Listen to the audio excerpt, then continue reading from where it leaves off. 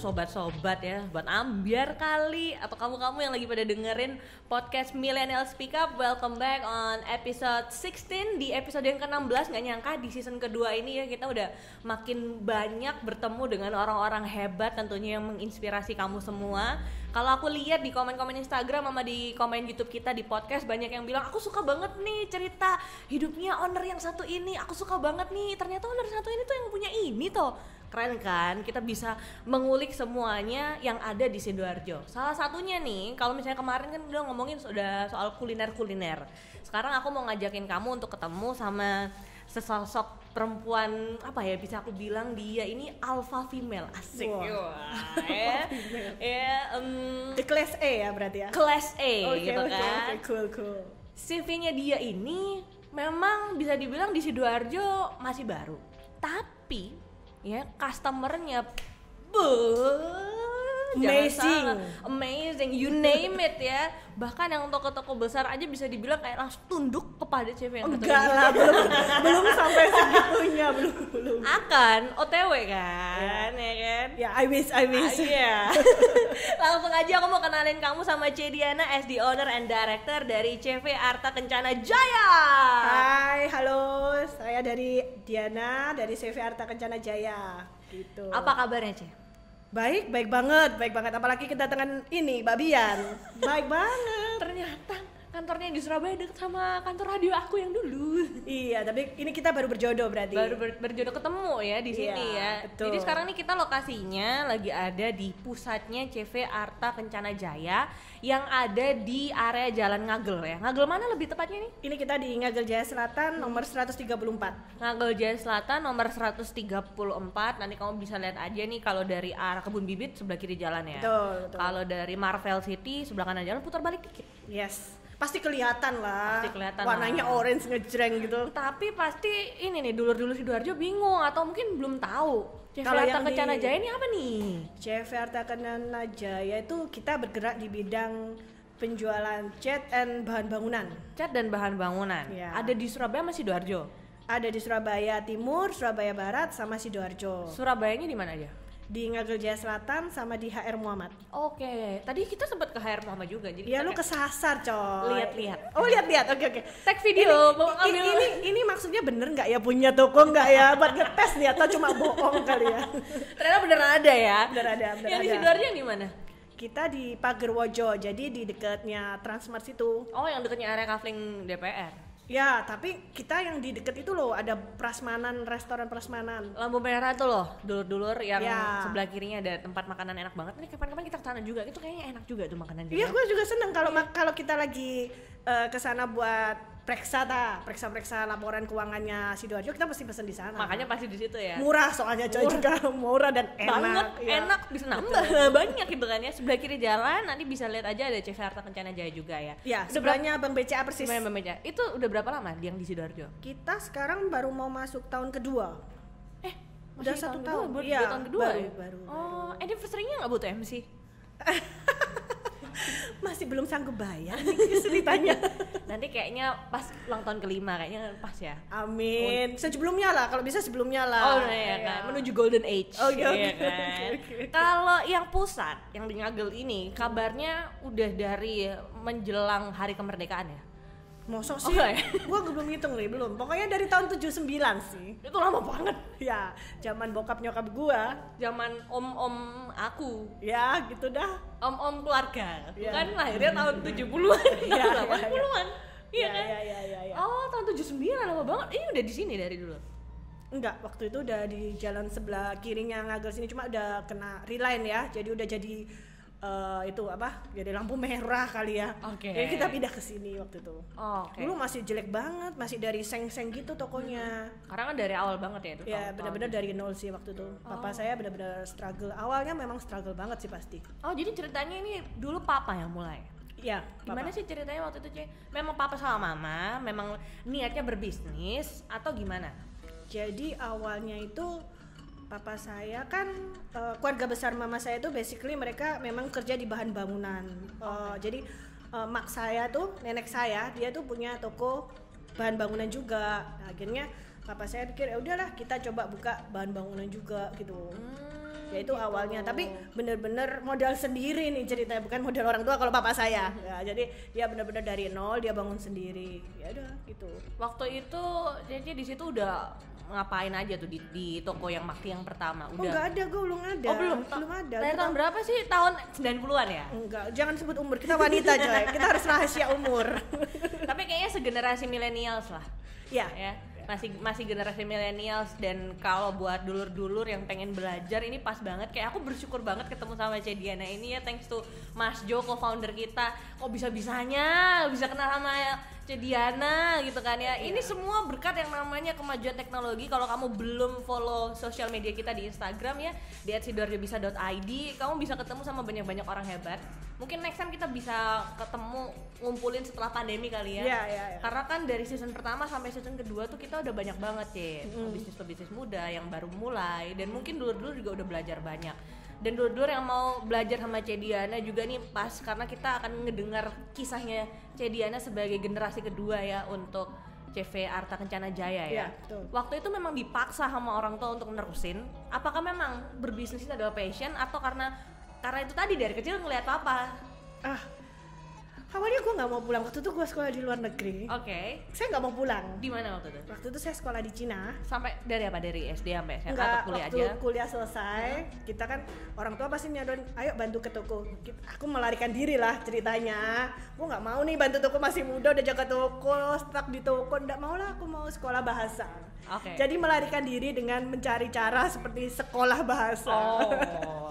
Jadi itu awalnya saya sekolah bahasa. Akhirnya one day saya di sana tuh sudah nggak ada alasan lagi, kan harus pulang. Biasa orang kalau sekolah bahasa kan 1 tahun. Aku udah mundur nih sampai 2 tahun setengah lah kira-kira. Udah bener-bener. Soalnya jadi mundur-mundurin ya kayaknya. Iya, jadi kan menangnya memang bener-bener dimundur-mundur, mencari alasan lah. Akhirnya saya sekolah bahasa selesai. Papa saya suruh pulang, udah lalu pulang aja, lu bantuin saya, buat apa, ngapain lu kamu di sana terus. Ya udah, pikir-pikir ya udah pulang aja, bantu. Ya udah bantu, karena nggak, papa bilang ini kalau pohon udah berdiri tegak, lu tinggal cabut buahnya, masa lu mau tinggal potong gitu? Kalau potong nggak menghasilkan apa-apa, tapi kalau kamu mau pupuk, kamu mau dia siramin itu, dia kan punya buahnya, lu tinggal petik aja, ngapain kamu kok nggak mau gitu loh. Waktu itu papaku bilang gitu. Apakah waktu itu mungkin karena ada ngerasa idealisnya anak muda, karena aku nggak mau, aku juga mau start dari nol gitu, atau lebih ke kayak memang bukan passionnya di bisnis gitu loh, dan memang nggak suka sama bahan-bahan bangunan ini, bahan-bahan cowok sih aku lihat kayaknya ya. Iya banget lah, waktu mau masuk sini aja teman-teman saya bilang gini, lu ngapain bantuin papa lu kerja panas-panas gini, coba lu kerja di mana, ke bank kah, maksudnya kan masih Oke dingin lah, AC. gitu loh. Kita dulu bang masih bener ini masih ada AC, ini baru 2 bulan paling saya punya AC. Sebelumnya kita nggak punya AC loh, ya ampun. Oke. Curhat deh. Oke. Jadi ya udah, maksudnya oke lah, kita bener-bener, papa saya bilang udah bantu aja. Waktu saya bantu tuh bukan langsung on the top loh, maksudnya saya bener-bener di bawah, bener-bener lu harus jualin ini thinner, lu harus timbang itu thinner, timbang itu semen. Backgroundnya anak teknik? Enggak. Cuma bener-bener lu harus tahu lu jual produk ini, lu harus tahu barang ini kayak apa, fungsinya buat apa, kamu harus di depan. Lu nggak bisa main langsung jadi di belakang, mentang-mentang anak bos langsung terima beres, nggak bisa, kamu harus bener-bener dari bawah. Gitu waktu saya diajarin papa saya. Saya bilang papa orangnya keras ya berarti ya untuk ngajar, khususnya untuk bisnis ini ya. Ya maksudnya supaya kalau ada customer komplain lu tahu harus jawabannya gimana atas produk A. Misalnya Anda contoh nih, misalnya ada orang beli thinner, ini untuk produk yang cat apa, nah gitu loh, nggak boleh sembarangan, nanti kalau dicampur nggak jadi gimana, kan kena komplain saya. Benar juga sih, semua tuh memang harus mulai dari nol, walaupun mungkin orang tua kita memberikan kita sebuah tanggung jawab yang buahnya bisa kita petik nih. Iya. Cuman kita harus belajar dulu nih bagaimana waktu itu orang tua kita ngakarnya gimana, Iya. apa jadi berbuah. Harus lu tahu susahnya nih dari mana sih gitu. Itu susah. Itu mungkin yang atau gini, mungkin karena Cediana masih generasi kedua. Ada yang pernah bilang kalau udah sampai generasi 4, 5, 6 itu tuh udah mulai goyah itu tuh. Banyak nggak tahu asal mula akarnya kayak gimana. Ya berarti harus diajarin dong, dari kecil udah harus tahu susahnya gimana. Oke. Gitu. Berarti kayak sah-sah aja ya kalau ini misal dulur-dulur kan masa pandemi banyak banget yang nikah, Bo, soalnya ya kan bakal jadi orang tua juga kan, dulur-dulur juga. Berarti ngajarin anak untuk tahu susah itu wajib ya? Oh iya wajib banget.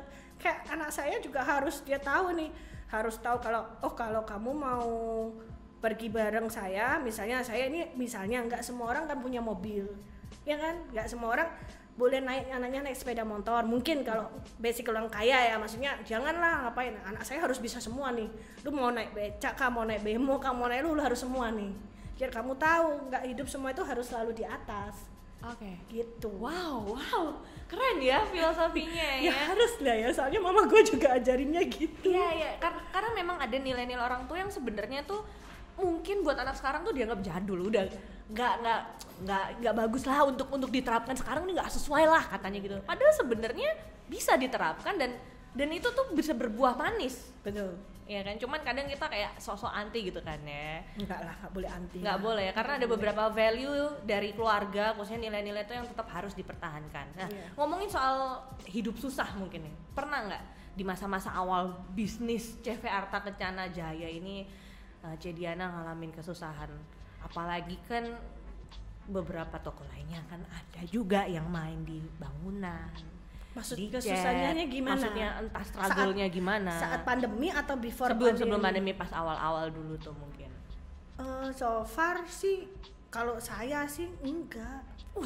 Loh, soalnya kalau saya kayak misalnya struggle mungkin gini, maksudnya struggle tuh gimana? Saat ada tagihan nggak bisa bayar gitu Kak? Atau mungkin karena ya kan masih awal-awal tahu ngomongin soal bangunan kan nggak semua perempuan juga. Waktu itu mungkin saya belum ngalamin, jadi kan papa saya kerja ini dulu, setelah 5 tahun dia baru punya saya kan. Baru ada anak. Iya. Jadi benar-benar waktu struggle yang mereka berdua, papa mama saya. Gua udah terima enak mungkin kali ya. Tapi nerima enak dan memelihara buah itu juga gak gampang loh. Betul. Iya karena di masa-masa mungkin peralihan. Apalagi saya second generation, tanggung jawab saya jauh lebih besar.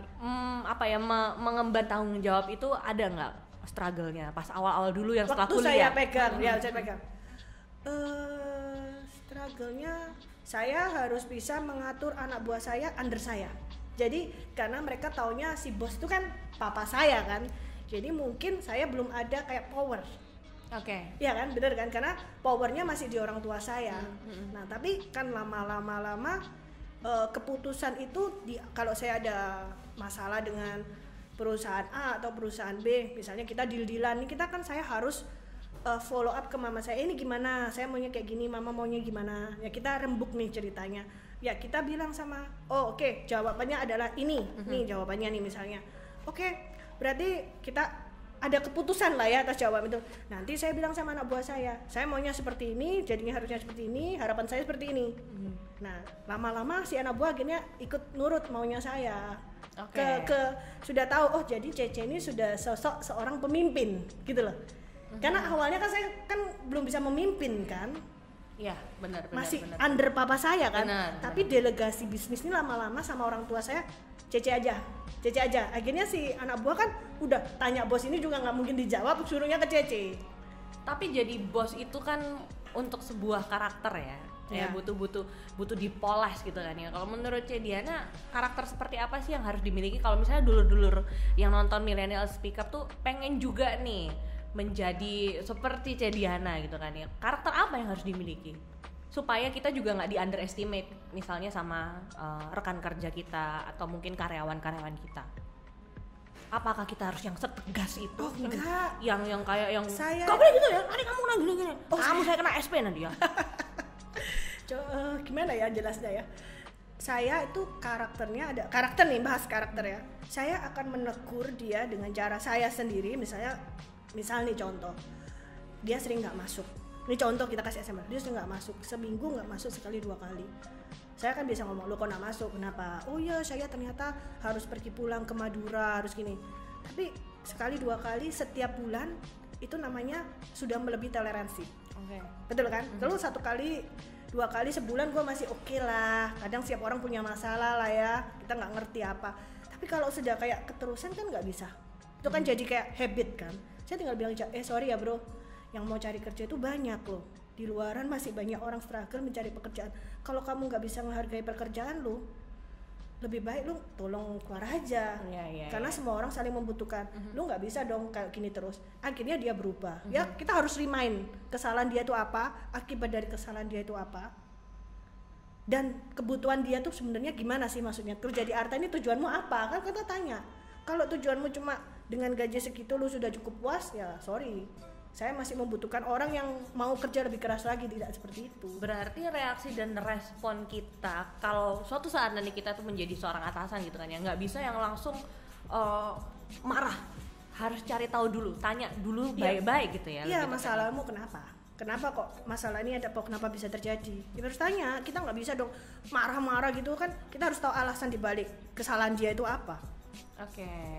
Gitu. Bener, karena banyak leader kan yang ngerasa karena dia di atas maka dia berhak untuk ngapain aja. Ya, tapi tidak bisa itu. Kita human ya, kita harus jaga rasa, jaga hati dia juga. Kalau kita jadi bos yang jahat nih ceritanya, semena-mena, apa dia nggak punya dendam sama kita? Dendam loh kan. Kalau misalnya kita bisa ngomong baik-baik, bisa tahu masalah dia, oh saya ada masalah ini C, kalau kita bisa bantu ya bantu dong. Kalau kita ini masalahmu kayak gini, kita kasih solusi kalau nggak bisa bantu, karena nggak masalah tentang uang kan, tapi tentang jawaban dari masalah itu. Dalam ini masuk ya kalimat gue. Quotes of the day by C Diana. Asik. Iya betul loh. Tapi kan banyak pesaing-pesaingnya zaman sekarang ini kan. Yang muda-muda yang masih baru-baru nggak tahu soal bangunan aja kadang juga berani untuk bikin bisnis gitu kan ya. It's good, karena semua itu dari kata berani awal mulanya. Nggak takut. Ya, takut apa? Takut dulu. Tersaingi lah. Oh, tersaingi. Ya, kalau takut tersaingi sih enggak ya, karena setiap orang tuh nggak usah sekarang, nanti besok-besok ya masih ada yang masih mau buka bisnis yang sama juga banyak pasti. Ya kan? Ya siapa dulu yang memulai, mau dia memulai atau saya yang memulai terserah. Cuma yang namanya bisnis tuh saya percaya bahwa rezeki itu sudah ada yang ngatur. Itu aja. Jadi mau lu mau buka ya monggo gitu. Saya nggak akan lu buka ini kita ketakutan, kita harus bikinin, enggak, strategi kita harus gini, enggak. Tapi kan katanya kalau bisnis tuh sikat-sikatannya tuh parah ya. Kayak misalnya ada lawan kita ini, wah ini apa caranya ini baru buka nih ya, matiin aja nih, harus nggak ada nih. Oh enggak lah. Maksudnya kan aku tuh kayak dengernya gitu loh, kayak sengeri itu bisnis itu. Oh ya. Apalagi kok punya usaha, apalagi nerusin juga loh ini, maintainnya juga loh ya. Yeah. Apalagi misalnya ada pesaing baru kayak, oh itu sudah ini apa namanya dikasih ke anaknya nih ya apa caranya kita harus gini kan. Wow, enggak lah. Kayak film-film ya. Kita enggak ada seperti itu. Malah banyak teman-teman saya yang seumuran juga punya toko bangunan, kita juga saling membantu kok. Maksudnya, kalau saya ada, saya mau tanya ini kita cari barang ini di mana ya? Kadang kita kasih tahu juga. Mereka juga kasih tahu saya juga. Masalah di sini tuh filosofi toko wartegnya adalah lu cari apa gue ada. Oke. Jadi kalau gue pas gak ada, gue kan pasti akan cari kan gitu. Ini cari di mana gitu loh. Dan ya apa caranya customer tetap dapat dari kita. Betul. Ya apa caranya kan customernya puas, baru cari apa gue ada, dia berusaha dapetin barang dan kita oke ada gitu loh. Berarti pesaing bisnis itu jangan dianggap pesaing musuh yang enggak boleh ya. Enggak boleh. Ya kita rangkul lah, kita friend, kita saling membutuhkan, men.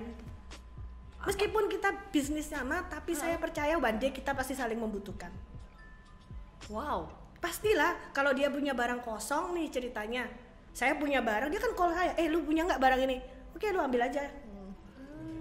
Ya kan, saling membutuhkan. Kita sama manusia tuh nggak lepas dari kata saling membutuhkan. Wow, ini menarik ya. Jadi jangan sampai tuh ada nilai-nilai kita mungkin di masa lalu mungkin karena jangan sama dia nih. Ini musuh kita ini.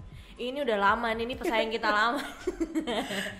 Ya, nggak boleh gitu. Nggak boleh. Kalau prinsip saya adalah semua orang saling membutuhkan. Ya, mungkin ada gesekan-gesekan, tapi bagaimana kita mengatasinya saja lah. Maksudnya nggak usah sampai seperti itu. Kita harus jatuhkan dia, nggak ada lah kisah seperti itu. Daripada gesek lawan, mending gesek tembok pakai cat toh. Nah, Catnya beli di CV Harta Kencana aja ya. Bener kan? Kita cuma mikirnya gimana kita mentingin bisnis kita lah, nggak usah ngurusin orang lain. Kita mindsetnya kita ke depan, kita mau ngapain bisnis kita besarin gimana caranya, tapi nggak usah ngurusin yang lain, nggak penting. Benar, fokus ke satu. Karena ini jujur ya, aku mau kasih tau dia sebelum kita podcastan bareng, dia tuh bilang kan, aku sempat nanya gini dulu, HRD-nya di sini siapa yang ngurusin di sini gini, tau nggak jawabannya apa? Diana sendiri. Capek saya ngurus. Ya betul. Ya nggak capek. Ya nggak capek. Kayak nggak capek ya. semua saya memang masih kembali ke saya. Belum seprofesional itu loh maksud saya. Tapi kan biasanya kan ada orang udahlah akhirnya aku capek, aku pengen liburan. Loh, Aku mau liburan ini, aja gitu kan. Loh, saya ini kalau mau liburan aja. Pernah saya nggak ke toko berapa? 30 hari juga pernah. Nggak ke toko. Oke. Ya mau jalan-jalan ya jalan-jalan aja. Tapi ada waktunya. Ya, semua itu ada waktunya. Nggak selalu kita ninggalin toko, nggak boleh. Kita harus fokus tetap. Karena kan ada kan gue bosnya suka-suka gue dong mau masuk kantor apa enggak gitu kan. Ya, itu memang kalau bisa ditinggal, kayak sudah punya sistem yang baik. Bisa, memang terserah kita mau meninggal atau enggak. Tapi lebih baik kalau saya fokus. Jadi saya tetap ada di toko, pengambilan keputusan tetap di saya. Ya, saat saya di toko bisa gitu. Berarti untuk memulai sesuatu ya atau bisnis gitu kan ya, paling tidak kamu dulur-dulur yang incar dulu semua, tahu celahnya, seluk-beluknya produk kita sampai ke bawah-bawah. Kalau memang sudah oke, bisa kita hire orang untuk sistem dan lain-lain, boleh untuk ditinggal gitu ya, Cie? Boleh. Oke. Tapi ngomong-ngomong nih, di depan banyak banget customernya, Cie. Iya. Aku pengen tahu sebenarnya di CV Arta Kencana ini produknya apa aja sih? Macam-macam banget. Kita dari cat aja atau ada yang lain? Masalahnya saya itu juga bingung ya, karena orang kenalnya Arta itu dari catnya sebenarnya. Padahal kita juga jual semen, pasir, ya kan, holo, gipsum dan sebagainya, semua bahan bangunan. Bahkan kalau yang di Sidoarjo lebih keren lagi. Ada customer datang ke toko cari kipas angin. Hah? Tapi anak buahku telepon nih, ini gimana nih ada orang cari kipas angin nih, KDK. Bilang, loh gak apa-apa, butuh berapa? Sekitar 20-an. Jual aja, bilang ada, gampang itu. Oke, bentar ya Pak, saya cariin barangnya dulu. Telepon sini, telepon sana. Ya, besok barangnya datang. Wow. Besok gua kirim sendiri pakai mobil pribadi gua loh. Wow. Ada dong, kan ada, lu cari apa gue ada. Karena kan memang itu prinsipnya kan. Ya, tapi makanya padahal kan kita nih cat dan bahan bangunan, tapi ya masuk ke kipas angin. Kalau pompa air pun sometimes orang cari, padahal kita nggak punya tuh nih kayak tulisannya jual pompa air atau jual apa gitu, nggak pernah. Tapi datang cari pompa air, kita tetap jual loh. Unik ya strategi Anda ya. Karena prinsip kita yang masuk harus bawa barang keluar. Jangan sampai pulang dengan tangan kosong. Betul, pulang harus ada yang dibeli, harus ada. jadi nota. Harus jadi nota, harus membawa sesuatu pokoknya ya. Iya, entah cuma kuas ya. Atau misalnya ada yang datang, boleh saya cari jodoh di sini, ada nggak? Tapi banyak kan di sini banyak yang berjodoh loh. Yang di sini kerja langsung merit banyak loh. Kalau susah jodoh bisa kerja di sini. Oh, ini bisa nih, banyak anak Sidoarjo bisa mah. Aku nggak susah jodoh, cuman memang masih LDR kan, visanya belum dapat kan. Oke. Lagi pandemi masih curhat juga ya di sini. Berarti ya kalau ngomongin soal strategi bisnis juga kembali ke filosofi CV-nya atau tokonya kita ya. Kalau memang kita menekankan seperti di CV Arta Kencana Jaya, kamu mau cari apa aja ada. Berarti diusahakan customer yang datang ke sini, kalaupun misalnya barangnya nggak ada di sini, gimana caranya kita tetap harus bisa jual dan kasih ke dia gitu ya. Betul, karena kan gini ya, saya pikirnya gini, customer udah capek-capek datang, dia udah biaya bensin maksud saya, terus dia juga keringetan, terus dia cari barang nggak ada men, terus capek, kan dia harus keliling kemana-mana lagi, biaya lagi. Kalau bisa, ayo solve their problem. Biar udah berhenti di kita aja, biar ini jadi labuhan terakhir asik. Dan selalu kembali gitu ya. Ya kan dia kan selalu ingat saya juga. Asik. Tapi emang kayaknya promosinya kenceng banget ya CV Arta Kencana ya. Sampai kita nih katanya si co-founder kita Mas Jo ini tahu lewat Instagram loh. Iya, Instagramnya memang oke lah. Di mana nih Instagramnya CV Arta Kencana? Oh bisa di follow @artakencana ARTHA ya tapi. Arta Kencana. Arta Kencana. Itu Instagramnya itu wah gila sih kalau bisa sampai kenalannya lewat Instagram men. Karena dua suka ngetekin tuh orang yang Sidoarjo bisa lagi. Siapa? Ini siapa gitu ya, ganggu gue terus gitu ya mungkin ya. Akhirnya kenalan, alah ternyata jadian. Nah ya, jadi memang juga secara promosi kencang ya lewat sosial media ya. Ya, sosial media. Karena kan sudah zamannya ya. Kalau kita cuma buka toko tanpa, kita kan orang-orang juga pasti menggunakan sosial media kan, ya itu adalah salah satu strategi kita juga. Kira-kira apa yang ngebedain Jadiana sama toko-toko bangunan yang lain mungkin? Yang menurut Jadiana cuma ada di Arta Kencana Jaya? Kalau cuma ada, kemungkinan besar enggak segitunya. Pasti semua ada yang mirip-mirip lah, enggak semua sama. Cuma yang membedakan kita adalah, yang pasti adalah orang tahu bahwa kita bisa memberikan servis yang terbaiknya. Misalnya orang minta semen jam 3 sore padahal toko udah mau tutup, kita bisa tetap kirim.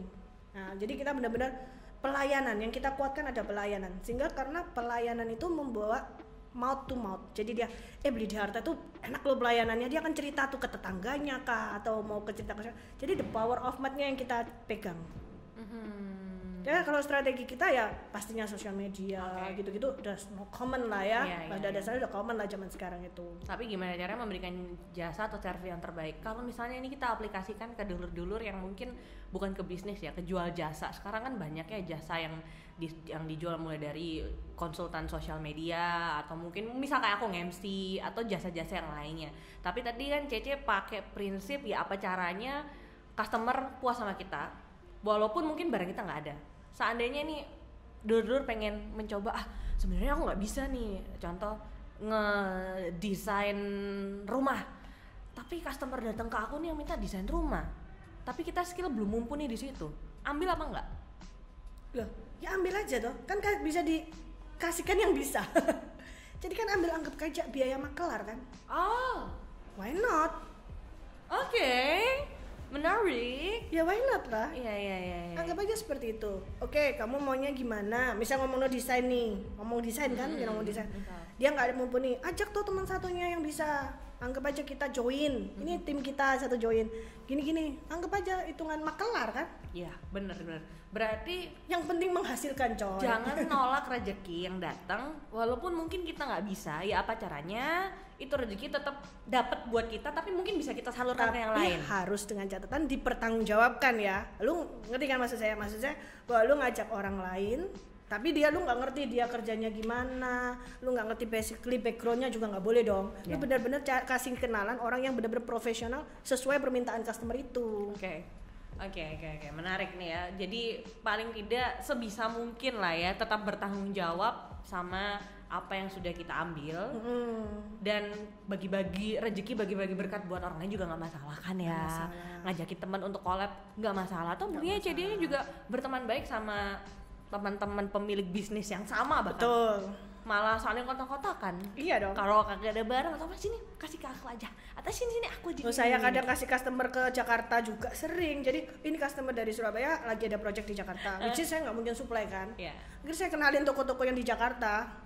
Ini ambillah di toko ini, kalau lu mau ke Tangerang lu ke toko ini, kalau lu mau ke Gading Sakti lu ke sini. Gua akan bilang ini apa caranya memudahkan nih customer buat dapat barang kan. Benar. Ininya bisa memudahkan orang tuh nggak ada salahnya gitu loh. Jangan takut tersaingi. Betul, lu bagi-bagi rezeki aja. Karena rezeki dan berkat udah ada yang ngatur. Betul. Nah harapannya Cediana apa nih ke depannya, khususnya buat CV Arta Kencana Jaya di Sidoarjo nih yang masuk tahun kedua loh.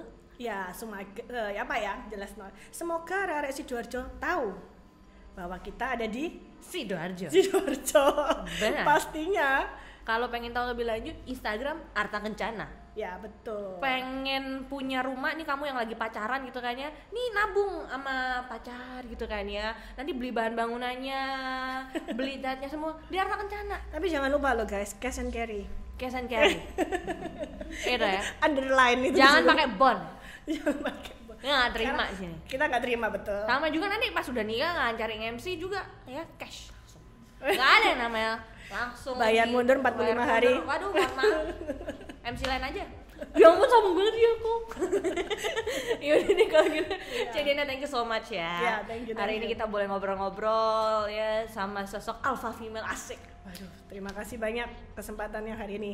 Ya udah mau berbagi sama kita, semoga sukses ya dan semakin jaya ya, sesuai namanya Arta Kencana Jaya, dan bisa jadi berkat buat banyak orang. Thank you so much ya Cediana. Thank you Mbak Bian. Thank you juga buat dulur-dulur. Next episode kita juga tentunya punya banyak hal yang mau kita omongin yang inspiratif. Kalau kamu suka sama podcast kita ini, jangan lupa dong dibagi-bagiin juga ya, kasih tau ke teman-teman kamu, di share di WhatsApp, di Instagram, di story, tag kita di Instagram @sidoarjobisa.id, di Spotify dan juga YouTube kita ada di Millennial Speak. I'll see you on the next episode. Bye.